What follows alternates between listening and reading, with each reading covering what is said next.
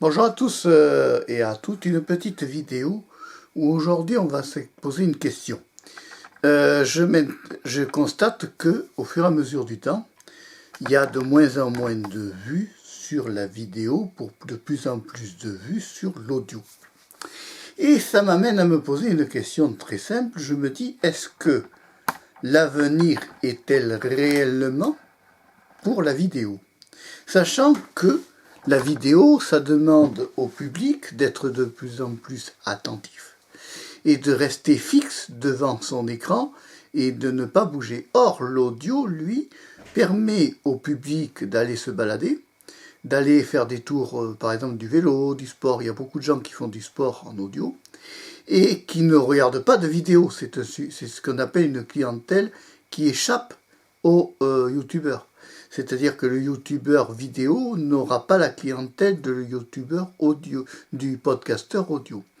Et ça m'amène à une question que je vous pose aujourd'hui et qu'on va se poser justement. Est-ce que l'avenir ne va pas être l'audio?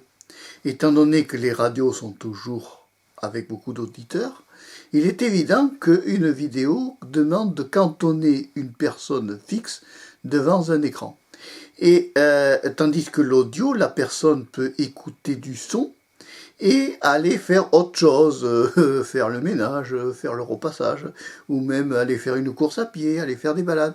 Du reste, je croise de plus en plus de gens en forêt qui n'écoutent absolument plus la forêt, mais qui regardent, qui écoutent de l'audio, carrément.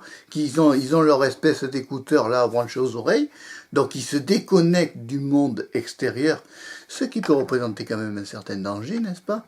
Parce que l'agresseur viendra toujours par derrière et rarement par devant. Et si la personne a des écouteurs, il n'entendra pas son agresseur qui vient derrière puisque la musique est trop forte. Bon, enfin, c'est pas grave. C'est leur choix, c'est leur problème, c'est eux qui choisissent. Le problème, c'est que cette clientèle qui n'écoute que de l'audio échappe totalement à un youtubeur vidéo. Il est évident que la création de contenu en audio m'a l'air plus libre qu'en vidéo. Il est un fait, c'est que la vidéo est assez restrictive, c'est-à-dire que la vidéo, tu es soumis à la réglementation de la plateforme où tu publies, et cette plateforme où tu publies va te mettre ce que l'on appelle des restrictions, avec des règlements, avec tel sujet tu dois pas en parler, telle vidéo tu dois pas en parler, tel sujet de contenu, tu dois surtout pas le faire. Il y a plus actuellement en vidéo de sujets interdits que dans le domaine de l'audio. Il est vrai que l'audio, le podcasteur est plus libre en sujet que le cinéaste.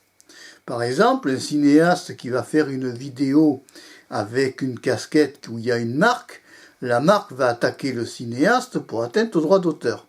Par contre, le podcasteur qui va se balader dans les bois, juste avec son enregistreur audio qui va enregistrer un audio, il peut avoir une casquette de marque, un t-shirt et même un slip Panther marqué, il s'en fiche complètement parce qu'il est sûr d'une chose, c'est que on ne verra pas ni sa tête, ni les marques qu'il pose, qu'on a imposées aux gens. Du reste, ce sont des marques qu'on a imposées aux gens, qu'à chaque fois qu'on achète un pull avec une marque, on nous l'impose. On ne nous laisse pas le choix de dire, tu vas prendre un pull avec une marque ou tu vas pas prendre un pull avec une marque. On te l'impose carrément. Bon.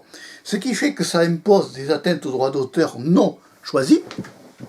Non choisis, je glisse. et ça peut poser énormément de problèmes. Donc moi je dis qu'actuellement, en 2022 et 2023, au vu du nombre de vues que font les podcasteurs et au vu du nombre de vues que font les vidéos, il y a une telle différence en moyenne, si tu veux, entre le podcasteur et le cinéaste, que on peut dire que le marché de l'audio marchera toujours très bien. Dans le sens que l'audio, n'importe qui peut l'écouter en voiture, dans une salle d'attente de médecin. Qu'est-ce qui se passe dans les salles d'attente des médecins? Tu vois rarement quelqu'un regarder une vidéo. Quasiment pas. Ils matent son smartphone, mais le 3/4 du temps, ils ont des écouteurs dans les oreilles, et quand je regarde discrètement, tu jettes un œil sur le côté, et tu découvres que la personne écoute plutôt du podcast. Et ça amène à se poser des questions à se dire, mais cette clientèle de podcasteurs seront peut-être plus ouverts à certaines thématiques. Peut-être que les plateformes de podcast sont beaucoup plus ouvertes que les plateformes de vidéo. Et ça amène à se poser des questions, justement, à se dire, mais est-ce que ça vaut encore le coup, en 2022, 2023 ou 2024, de faire des vidéos en sachant que toute la clientèle de l'audio ne les verront pas? Alors, est-ce que ça n'aurait pas le coup aussi de dématérialiser la vidéo en audio et de la mettre carrément, la vidéo faite comme ça, face cam, en fichier audio sur une plateforme podcast, je ne sais pas. Alors justement, je demande la question, qu'est-ce que vous en pensez, vous? Est-ce que toi, tu penses que toute ta vie, tu regarderas que des vidéos, ou est-ce que tu regardes aussi des vidéos et de l'audio? Quelle est ta clientèle à toi? Est-ce que tu t'intéresses plus à un sujet? Évidemment que tout ce qui est tuto informatique resteront en vidéo, parce qu'il faut montrer. Mais il y a beaucoup de sujets qui peuvent être traités, qui sont traités en vidéo, qui pourraient être traités qu'en audio.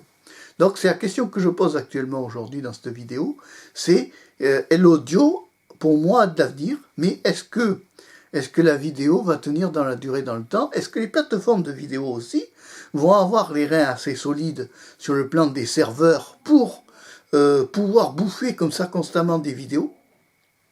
Est-ce que les plateformes de vidéo vont tenir dans le temps? Question que je me pose.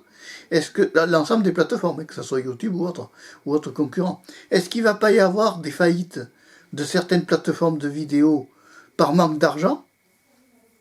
Question qu'il faut se poser. Et est-ce que ces vidéos, est-ce que les plateformes de l'audio ne coûtent pas moins cher d'entretien que les plateformes de vidéo? Question que je me pose, que je vous pose. C'est un grand débat, ça serait à étudier et ça serait à s'instruire et à se poser des questions. Toujours est-il que moi, pour l'instant, je continue la vidéo et l'audio. Voilà.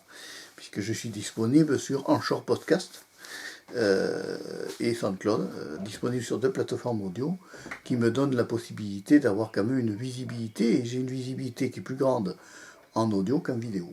Donc c'est un constat qui m'a amené à cette vidéo. C'est là que je me dis que la vidéo est moins d'avenir que l'audio. Je le vois bien quand je me balade en forêt, je croise tout le temps des gens, que ce soit des coureurs cyclistes, des coureurs à pied, ce qui est extrêmement dangereux. Ils ont tout le temps des écouteurs dans les oreilles, et le coureur à pied, quand il court, ne regarde pas de vidéo. Il écoute certainement ou de la musique ou du podcast. Ça, il n'y a pas de photo. Alors, si toi, derrière ton écran, t'es podcasteur, dis-moi ce que tu en penses. Qu'est-ce que tu as constaté si tu fais de la vidéo et du podcast par rapport aux vues et au nombre de temps de visionnage? Voilà, c'est des choses comme ça que je voulais faire l'analyse aujourd'hui dans cette vidéo. C'est que c'est un constat, c'est qu'il y a de moins en moins de clientèle pour la vidéo, ça c'est clair. Et il y a de moins en moins de vues aussi sur certaines vidéos. Allez, si tu as aimé la vidéo, tu peux la liker, tu peux aussi t'abonner à la chaîne Marc Péchaud 3, voilà, qui restera toujours la chaîne de la diversité. Au revoir, à bientôt et merci.